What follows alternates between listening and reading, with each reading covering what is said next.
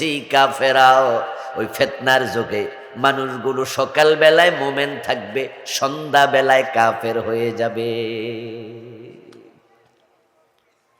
কিয়ামতের আগে ফিতনা আসবে, শিরকের ফিতনা, কুফরির ফিতনা চারদিক থেকে আসবে। অন্ধকার রাতের আধার যেমন আসে, সূর্য ডুবেছে, আধার চারদিক থেকে ধেয়ে আসে, অনুরূপ আসবে। রাসূল উদাহরণ দিছে। এক এক ফিতনা এক এক ঢেউয়ের মতো। ঢেউ যেমন এসে, আপনারা বঙ্গোপসাগরে যারা গেছেন গোসল করার জন্য যখন নামছেন, তখন ঢেউ যখন আসে, তখন যে কয়জন থাকে কয়জন রেখার তীরের দিকে ধাক্কা মারে। এমন ফিতনা আসবে, এক ফিতনা লাখ লাখ লোকের ঈমান কেড়ে নিয়ে যাবে। এক এক ফিতনা কোটি লোক ঈমান হারা হয়ে যাবে। আজ থেকে 20 বছর আগে আমরা যখন পড়াইছি, আর 30 বছর আগে পড়ছি, আপনারা এখানে আমার সমবয়সী সিনিয়ররা অনেকে আছেন, আমাদের সিলেবাসে ধর্ম যার যার উৎসব সবার, এই স্লোগানটা 20 বছর আগে ছিল না। এটা আওয়ামী লীগ সরকার যখন এইবার গত 15 বছর তো ক্ষমতায় ছিল, এইবার যখন তারা ক্ষমতায় আসছে, তারা শুরুর দিকে এটা আমাদের প্রাইমারি সিলেবাসে ঢুকাইছে। হঠাৎ করে উনাদের নেত্রী কোনো একদিন বলল যে ধর্ম যার যার উৎসব সবার। উনি তো হিন্দুদের মন্দিরে যেতেন, যা যেতে পারে, রাষ্ট্রপ্রধান যারা, এমপি মন্ত্রী যারা, তারা তাদের সকল প্রজাদের খবর নেবে। ইসলামে এটা আছে, আমরা মানা করব না। কারণ যারা এমপি মন্ত্রী হবে তারা হিন্দুদের মন্দিরে যাবে, বৌদ্ধদের পেগোডায় যাবে, খ্রিস্টানদের চার্চে যাবে, মুসলমানদের মসজিদে যাবে, মসজিদে যাবে ইবাদত করার জন্য, আর অন্যগুলাতে যাবে নিরাপত্তা দেওয়ার জন্য। কিন্তু নিরাপত্তা দিতে যাইয়া এমন কথা কইছে যেটাতে তার ঈমান শেষ। ঢাকেশ্বরী মন্দিরে গিয়ে ম্যাডাম কি বললেন? বললেন যে এবার দুর্গা দেবী গজে চড়ে স্বর্গ থেকে মর্তে নেমেছে, তাই ধান বেশি হয়েছে। আপনাদের মনে আছে কি এ কথা বলছে? আপনাদের মনে আছে? গজ মানি হাতি। হিন্দুদের ধারণা হচ্ছে দুর্গা দেবী স্বর্গ থেকে নেমে যখন পৃথিবীতে আসেন, এক এক বছর এক এক বাহনে চড়ে আসেন। যেই বছর হাতিতে চড়ে আসবে ওই বছর ধান বেশি হবে। এটা হচ্ছে হিন্দুদের ধারণা। ঠিক নেত্রী ঠিক একই কথা যাইয়া বললেন। আচ্ছা, আপনি সেখানে নিরাপত্তার জন্য গেলেন নাকি আপনি তাদের মতো আকীদার জন্য গেলেন? আজীব তো, আপনি তো মুসলিম। উনি কোন একটা প্রোগ্রামে বলে দিলেন ধর্ম যার যার উৎসব সবার, সবাই মিলে উৎসব করো দুর্গা পূজায়। আর কিছু লোক পাইছি রে করে হাততালি দিল। উনার এই বক্তৃতাটা টেলিভিশনে প্রচার করলো, পত্রিকায় লিখলো, এটা সিলেবাসে ঢুকাই দিল। এখন বাংলাদেশের বাচ্চারা পড়ে ধর্ম যার যার উৎসব সবার। একটা স্লোগান ঢেউয়ের মতো ধাক্কা দিয়া কোটি কোটি লোকের ঈমান শেষ করে দিয়েছে। কারণ তার এই স্লোগানটা আল্লাহর কোরআনের সম্পূর্ণ বিপরীত, উল্টা। আমার বন্ধু, ঈমান এবং কুফর এ দুইটার পার্থক্য যদি আপনি করতে না জানেন তাহলে আপনার ঈমানটা টিকে থাকবে না। রাসূলুল্লাহ সাল্লাল্লাহু আলাইহি ওয়াসাল্লাম বলছেন, ইন্নাল আবদা লা ইয়াতাকাল্লামু বিল কালিমাতি মিন সাখাতিল্লাহি লা ইউলকি লাহা বালান ইয়াহবি বিহা ফি জাহান্নাম। নবীজি বলছেন, আল্লাহর বান্দা কখনো কখনো মুখ দিয়ে এমন কথা বলে যেই কথাটা সে গুরুত্বহীনভাবে বলেছে, সাধারণভাবে বলছে, ভেবে চিনতে অঙ্কের হিসাব করে প্ল্যান করে বলে নাই, হালকাভাবে বলেছে। কিন্তু মুখ থেকে বের হওয়া ওই কথায় আল্লাহ এত রাগ হইছে তাকে জাহান্নামের মাঝখানে ফেলে দিয়েছেন।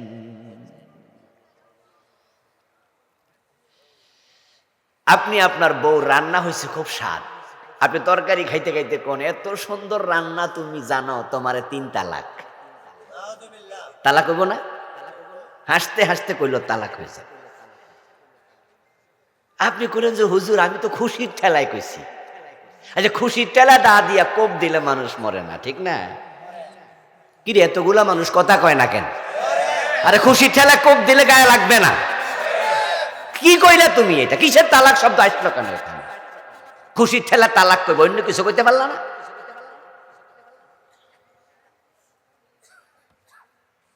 নবীজি বলছেন যে মানুষ মাঝে মাঝে এমন কথা বলে যা বুঝেই না সে কি বলছে, কিন্তু ঈমান শেষ। এটা কুফরি কালাম। ঈমান এবং কুফর কি এটা না বুঝলে আপনিও হাসতে হাসতে বেঈমান হয়ে যেতে পারেন। এমন কথা আপনি বলে ফেলবেন যে কথা, এই যে ধর্ম যার যার, উৎসব সবার, এটা কেন কুফর? কারণ এটা আল্লাহর কোরআনে সূরা কাফিরুনের উল্টা। সূরা কাফিরুনের শেষ আয়াত, লাকুম দীনুকুম ওয়ালিয়া দীন। বাংলা অর্থ হলো তোমাদের ধর্ম তোমাদের, আমার ধর্ম আমার। এবার বলুন তো, হিন্দুদের ধর্ম আর মুসলমানের ধর্ম এক না আলাদা? তো আল্লাহ বলে তোমাদের ধর্ম তোমার, আমার ধর্ম আমার। তাহলে স্লোগান হবে ধর্ম যার, উৎসব তার। এটা হলো আল্লাহর দেয়া সীমা। মুসলমানের গরু জবাব, কুরবানের গরু আমরা জবে করি, কোন হিন্দু এটাকে তার উৎসব বলে না। কোন হিন্দু কেমনে গরু জবে করেন দেখতে আসবে না? আসে নাকি? দাওয়াত দিলাই জিজ্ঞাসা করুন, ধর্ম যার যার, উৎসব সবার, তাহলে আমাদের গরু জবের উৎসবে আসো না কেন? একজন হিন্দু আসবে না। বরং জিজ্ঞাসা করলে তারা বলবে তাদের ধর্মে গরু জবে নিষিদ্ধ, তাই তারা নিষিদ্ধ কাজ করে না, দেখতেও আসে না। ঠিক এবার আমাদের ধর্মে মূর্তি পূজা জায়েজ না হারাম? ছোট হারাম না বড় হারাম? দেখতে যাও কেন? এটা উৎসব বললা কেন? আপনাদের কাছে আমার জিজ্ঞাসা, যারা জানেন তারা একটু জবাব দিয়েন। যারা হিন্দুদের মাঝে মূর্তি পূজা করছে, এই কাজ যারা করে তারা জান্নাতের দিকে যাচ্ছে না জাহান্নামের দিকে? কোনো সন্দেহ আছে? তো মূর্তি পূজক যদি জাহান্নামী হয়, আপনি তাকে উৎসব বলে সামনে আগাইয়া কেমনে দেন? আপনার দায়িত্ব জাহান্নামে ঢুকানো, না জাহান্নাম থেকে বাঁচানোর চেষ্টা করা?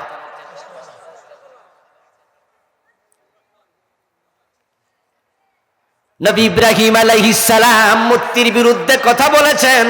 নবী মুহাম্মদ সাল্লাল্লাহু আলাইহি সাল্লাম কাবা যখন বিজয় হয়ে যায়, ৮ম হিজরিতে মক্কা বিজয় হলো, তখন মক্কায় যে ৩৬০টা মূর্তি ছিল এগুলো রেখেছেন না সরাইছেন? তো মুসলমান তো মূর্তি বানাতে আসে না, সরাইতে আসে। এখন আপনি স্লোগান দিয়ে দিলেন ধর্ম যার যার, উৎসব সবার। মুসলমানের সন্তানরা স্লোগান পাইয়া হিন্দুদের দুর্গা পূজার সময় এমন মন্দিরও আছে যেখানে হিন্দুর চেয়ে মুসলমানের সংখ্যা বেশি। এবং আপনারা এই স্লোগানটাকে মনে করেন যে এটা সম্প্রীতি স্লোগান। এটা অসুবিধা নেই, অসাম্প্রদায়িক স্লোগান। হিন্দুদের দুর্গা পূজা আমরাও একটু যাবো, একটু আনন্দ করবো, আচ্ছা অসুবিধা কি? ও দোস্ত, প্রবলেমটা হচ্ছে এটা শিরকের অনুষ্ঠান। ঝামেলা তো এখানে, আল্লাহর কাছে শিরকের চেয়ে নিকৃষ্ট কোনো কাজ, ইন্না শিরকা লা যুলমুন আযীম। এখানে তুমি কেন যাইবা? কোন হিন্দু অসুস্থ, সেবা করার জন্য যাও। কোন হিন্দু রক্ত লাগবে, মুসলমান তুমি রক্ত দিতে চলে যাও, ইসলাম না করবে না। হিন্দু না খেয়ে আছে, তোমার নিজের খাবারটা তাকে খাইয়ে দাও, ইসলাম না করবে না। কিন্তু মূর্তি পূজা তো শিরক, সেখানে তুমি যাইতে পারবা না। পার্থক্য বুঝতে হবে। কিয়ামতের আগে ফিতনা আসবে, এক এক ফিতনা ঢেউয়ের মতো আসবে, ঈমান শেষ করে দেবে। একটি ফিতনা এত জঘন্য পর্যায়ে পৌঁছেছে, আপনার অনেকে পর্যন্ত আক্রান্ত। বলেছি গাছ লাগাবেন, বেড়া দিয়েন, না ছাগলে খেয়ে নেবে। মাছ ধরবেন, ডুলার তলা আছে কিনা খেয়াল করেন, না হয় কিন্তু সকালে মাছ পাবেন না। আল্লাহর কাছে যাবেন, ঈমান আপনার ছিল কিন্তু আপনি হারিয়েছেন, গিয়ে দেখবেন আপনি বেঈমান, কপালে জান্নাত নাই, আপনি শেষ। আমল আপনি করেছেন, নামাজ, রোজা, হজ, যাকাত, কিন্তু বেদাত মিশ্রিত আমল একটাও কবুল হয় নাই। হাশরের ময়দানে গিয়ে টের পাবেন আপনি বেদাতই ছিলেন। আল্লাহ বলছে, কুল হাল নুনাব্বিউকুম বিল আকসারিনা আমালা আল্লাযীনা দাল্লা সাইয়ুহুম ফিল হায়াতিদ দুনিয়া ওয়া হুম ইয়াহসাবুনা আন্নাহুম ইউহসিনুনা সুনআ। আল্লাহ তাআলা সূরাতুল কাহফের 103 104 নম্বর আয়াতে বলছেন, ও নবী আপনি বলুন, আমি কি তোমাদেরকে এমন কিছু মানুষের খবর দেব নাকি যে মানুষগুলোর দুনিয়ায় যত আমল ছিল সব দুনিয়াতে হারাইয়া গেছে। দল্লা হারাইছে, সাইয়ুহুম তাদের আমল, ফিল হায়াতিদ দুনিয়া দুনিয়াতে আমল এখানে করছিল, এখানে হারাই ফেলছে, আল্লাহ পর্যন্ত পৌঁছে নাই। ওয়াহুম ইয়াহসাবুনা আন্নাহুম ইউহসিনুনা সুনআ। আল্লাহ বলছেন তারা যে আমল হারাইয়া ক্ষতির মাঝে পড়ে গেছে, ওরা বুঝেও না তারা ক্ষতিগ্রস্ত। বাংলাদেশে কাদিয়ানি নামে একটা সম্প্রদায় আছে, আসেনি? আচ্ছা, আপনাদের কাছে আমি জানবো, যারা বোঝেন তারা একটু বলুন তো, কাদিয়ানিরা আলেমদের ফতুয়া মোমেন না কাফের? কিন্তু ওরা কি মানে এই ফতুয়া? ওরা কিন্তু 5 ওয়াক্ত নামাজ পড়ে, ওদের মসজিদ আছে। ওরা বলতেছে যে হুজুররা তোমরা এসব কি ফতুয়া দাও, আমরা নেই না। ওরা ওদের মতো চলছে, চলতে চলতে মরে যাবে। আল্লাহর সামনে গিয়ে দেখবে আলেমদের ফতুয়া শতভাগ সত্য। যারা পীরের পায়ে সেজদা দেয় তারা মুশরিক, ঈমান শেষ। আমি চিৎকার দিয়ে বলে কোনো লাভ নাই, তারা শুনবে না। তারা বলবে আবুল কালাম আজাদ বাশার, আরে পীরের পায়ে সেজদা দিলে মুশরিক হয়, এটা কি এটা কথা হইল? আমরা তো সেজদায় তাজিমই দেই, পীরকে ভক্তি না করি, ইবাদত তো করি না। আমি বলবো সেজদার মালিক আল্লাহ, তারা বলে হ্যাঁ এটা শরীয়তে, তবে মারেফতে জায়েজ আছে। আপনারা তো শরীয়তের মৌলবী, এই জন্য মারেফত জানেন না। 30,000 জহিরি, 70,000 বাতিনি, ওখানে জায়েজ। আমার ফতুয়া নেয় না। আল্লাহর সামনে গিয়ে ঠিকই দেখবে ফিরকে সেজদা দেয়া গেল, ঈমান শেষ। আল্লাহর সামনে গিয়ে তখন দেখবে তার আমল নামা এরকম সাদা কাগজের মতো খালি, কিচ্ছু নাই। ঈমান যার নাই, আমলও তার থাকে না। ঈমান হলো একের মতো, নেক আমল হলো ডান পাশে শূন্যের মতো। যদি ঈমানটা থাকে, একটা আমল করো 10 গুণ সওয়াব পাবে। কিন্তু ঈমান যদি না থাকে, ঈমান ছাড়া আমলের কোনো দাম নাই।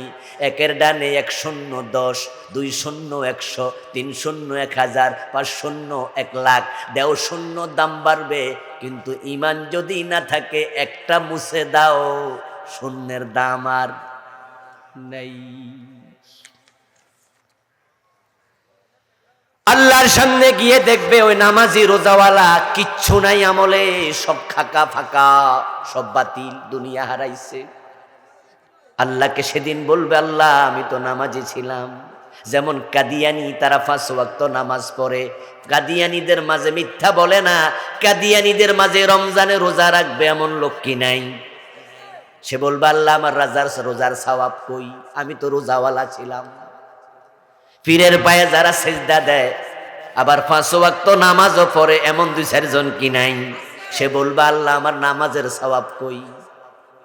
আল্লাহ বলবে বান্দা তুই কি সূরা কাহফের 103 নাম্বার আর 4 নাম্বার আয়াত পড়স নাই? সেখানে আমি বলেছি এমন কিছু মানুষ আছে যাদের সব আমল দুনিয়ায় হারাইয়া গেছে, তুই তো তাদের একজন। তুই কেন কফর করলি, তুই কেন শিরিক করলি, তুই কেন বেদাত করলি? তখন বান্দা কি বলবে সেটাও আল্লাহ কোরআনে বলতেছেন। সে বলবে ওয়ালাউ আন্না লানা কাররাতান ফানাকুনা মিনাল মুমিনিন, আল্লাহ আমার দুনিয়ায় আরেকবার পাঠাও, আমি মুমিন হব, আর এই সমস্ত বাজে কাজ করব না। আমারে দয়া করে একটাবার দুনিয়ায় আবার পাঠাও। এই কথা সে বলবে, একটাবার পাঠাও আবার। আপনারা বলুন তো আর পাঠানো হবে নাকি? সেদিন বুঝে কোনো লাভ হবে না।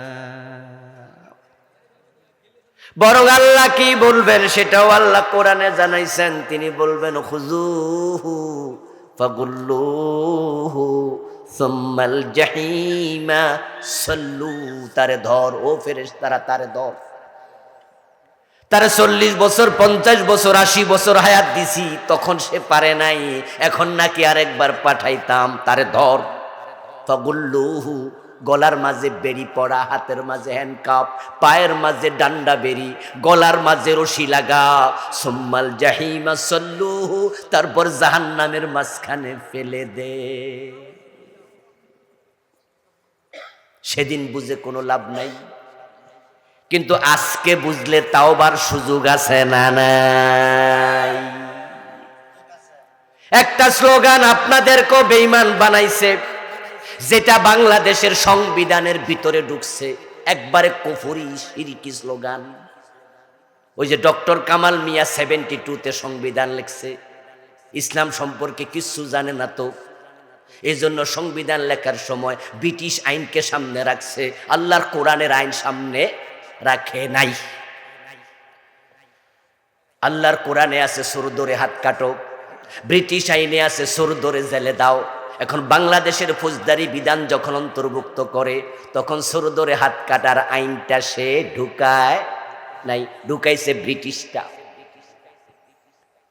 এই সংবিধান লেখার সময় সে লেখছে সাবরেন্টির মালিক জনগণ, সার্বভৌমত্ব জনগণের। ওই সাবরেন্টির মালিক জনগণকে দিল, সার্বভৌমত্বের মালিক বাংলার জনগণকে বানায়া সংবিধান লিখলো। যার কারণে দেশে একটা স্লোগান নেতাদের মুখে মুখে শুনবেন, যে স্লোগান বিশ্বাস করলে ঈমান শেষ। ওই স্লোগানটা হলো জনগণ সকল ক্ষমতার উৎস। বিশ্বাস করবা ঈমান শেষ।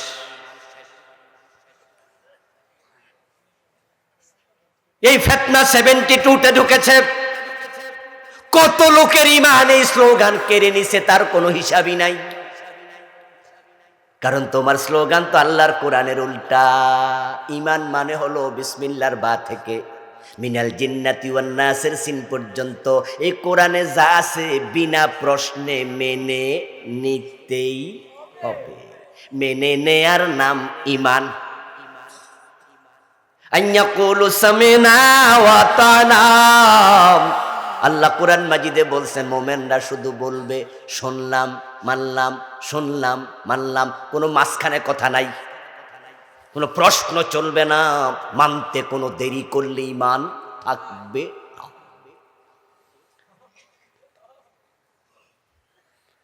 নবী মূসা আলাইহিস সালামের সাথে আল্লাহ যখন তুর পাহাড়ে কথা বলেছিল, নবী মূসাকে আল্লাহ প্রশ্ন করেছিলেন, ওমা তিলকা বিয়ামিনিকা ইয়া মূসা, ও মূসা তোমার হাতে এটা কি? মূসা আলাইহিস সালামের হাতে একটা লাঠি ছিল, ওইটাতে ভর দিয়া তিনি পাহাড়ে উঠছেন। তুর পাহাড় অনেক উঁচু।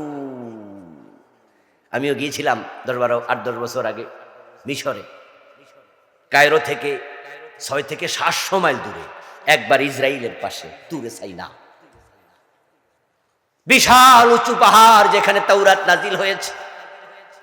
নবী মূসা হাতের লাঠিতে ভর দিয়ে দিয়ে পাহাড়ে উঠেছেন। আল্লাহ কয় হাতে কি? মূসা নবী বলে হিয়া আসায়া, এটা আমার লাঠি। কথা হলো, এক পর্যায়ে আল্লাহ কয় এলকে আসাকা, হাতের লাঠি ফেলে দাও। মূসা হাতের লাঠি ফেলতে 1 সেকেন্ড দেরি করে নাই, ফেলে দিছে। কারণ আল্লাহ যা বলে তা মানতে দেরি করা যায় না। মূসা আলাইহিস সালাম হাতের লাঠি ফেলার পরে এটা অজগর সাপ হয়ে গেছে। এটা সাপ হইয়া কিলবিল করে দৌড়াদৌড়ি শুরু করছে। ফাইদান হিয়া হাইয়াতুন তাসাব, লম্বা বড় সাপ, 7 থেকে 8 হাত লম্বা, কিন্তু গতি ছিল ছোট্ট চিকন সাপের মতো। সাইজে ছিল মোটা, গতি ছিল চিকন সাপের গতি। হযরত মূসা আলাইহিস সালাম মারছে দৌড়, ভয় পাইছে। আল্লাহকে মূসা দৌড় মারবা না, এটা ধরো। এখন সাপের গায়ে হাত দেওয়া তো রিক্স আছে, কিন্তু মূসা ধরতে দেরি করেন নাই, কারণ ধরার জন্য বলছে কে? খুযাহা, আল্লাহকে এটা ধর। ধরার সাথে সাথে আবার অজগর সাপ হাটের লাঠি হয়ে গেছে। সুবহানাল্লাহ পড়েন। আল্লাহ যা কয় মানতে দেরি করা যায় না। এ কোরআনে যা আছে সব মানবেন। এখন কোরআনের মাঝে আছে রাজত্বের মালিক কে? সার্বভৌমত্বকার, ক্ষমতার উৎস কে? আন্নাল কুওয়াতা লিল্লাহি জামিয়া, নিশ্চয় সব ক্ষমতার মালিক আল্লাহ। কুলিল্লাহুম্মা মালিকাল মুলকি তুতিল মুলকা মান তাশা ওয়া তানজিউল মুলকা মিম্মান তাশা। ও নবী আপনি বলুন, ও রাজাদিরাজ আল্লাহ, তুমি ক্ষমতার মালিক, তুমি যাকে চাও ক্ষমতা দাও, তুমি যাকে চাও ক্ষমতা থেকে নামাইয়া এক কাফরে দিল্লি পাঠাইয়া দাও। এমন ভাবে নামাও, রান্না করা ভাত খাইয়া ফলানোর সময় দেও না। ক্ষমতার মালিক কে? জোরে বলেন না কে? জনগণ সকল ক্ষমতার উৎস। স্লোগান কুফর, এটা শিরক। সাবধান, তওবা তওবা তওবা, ফিরে আসেন। আরো কয়েকটা আমি শোনাবো। জনগণ যে ক্ষমতার মালিক না, এটা তো বাংলাদেশে বারবার প্রমাণিত হয়েছে। এরপরে স্লোগান কেন চলবে? এই যে নির্বাচনের আগের নির্বাচনে জনগণ ঘুমাইছে, রাতের বেলায় ভোট হয়ে গেছে, ঠিক না? এই যে তাহাজ্জুদের সময় ভোট শেষ, তো জনগণ ক্ষমতার মালিক হলে এরা তো সব ঘুমাই রয়েছে। ক্ষমতা তো চলে আসলো ঠিকই, রাতের বেলায় ভোট করে। আবার এবার যারা ক্ষমতায় বসেছিল 15 বছর লাগাতার, ক্ষমতা তারা ভাবছে তাদের হাতে, তাই তাদের বড় নেতা ঘোষণা করছিল কিসের আন্দোলন, এ বছর না ওই বছর, মানুষ বাঁচে কয় বছর, আন্দোলন হবে না রে। এই জন্য ভিশন 2041, 2041, মানে এর আগে নামবে না। আসমানের মালিক কয় 41 সন দরকার নাই, 45 মিনিটও নাই। আমার প্রিয় ভাইরা, জনগণের হাতে ক্ষমতা থাকে না, থাকলে ফেরাউন ডুবে মরতো না। ফেরাউনকে ডুবে মারছে কেনা? কে ডুবাইছে? ফেরাউনকে ডুবার সময় ঘুমাইছিল? সজাগ ছিল? ক্ষমতা ত্যাগ করে গেছিল? পদত্যাগ? একা ছিল না সৈন্য ছিল? সজাগ ছিল, ক্ষমতায় ছিল, সৈন্য সাথে ছিল। আরে আমরা তো নিজের সেফটির জন্য আমরা কি রাখি? এসএসএফ, র্যাব, পুলিশ, বিভিন্ন বাহিনী, বড় বড় পিস্তলওয়ালা আপনার সামনে ঘুরতেছে, আপনাকে সেফটি দেবে। আসমানের মালিক যদি উল্টায়া দেয়, যাকে রেখেছো নিরাপত্তার জন্য, তার পিস্তল তোমার বুকে ঠেকাইয়া দিবে। বডিগার্ড হত্যা করেছে পৃথিবীর ইতিহাসে এমন রাজা আছে না নাই? আমেরিকা সহ, বাংলাদেশ সহ, ইন্ডিয়া সহ অনেক রাজা বাংলাদেশে, ইন্ডিয়া কাছের লোকেরা হত্যা করছে। যাদের উপর বিশ্বাস ছিল ওরাই মেরে ফেলেছে।